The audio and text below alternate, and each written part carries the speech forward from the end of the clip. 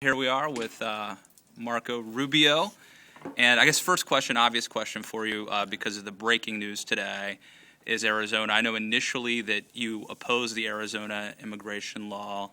I think later, once they went in and changed it in terms of, making it clear that there wouldn't be any profiling, you changed your position. But where do you stand? Where do you see this lawsuit? Well, just be clear, I oppose racial profiling, and to their credit, the Arizona legislature changed that law, and because they did, obviously the law is more palatable and legally more palatable. I think the decision today is important to understand, number one, why we even have an Arizona law, and that's because the federal government hasn't done its job.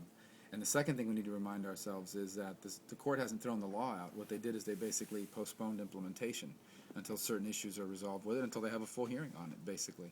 I think at the end of the day, the law is going to be upheld. Arizona has a 10th Amendment right to provide for the public safety of their residents, and to do so by enforcing existing federal immigration law.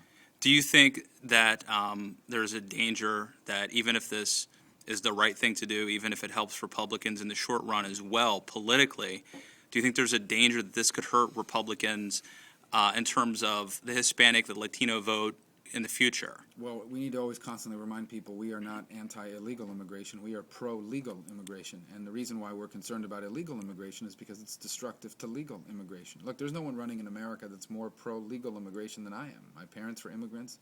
My grandparents were immigrants. My wife's parents were immigrants. And I've been raised in a community of immigrants. But we also, and I understand how important a legal immigration system has been not just to our nation's history, but to our future. On the other hand, we can't be the only country in the world that does not enforce its immigration laws.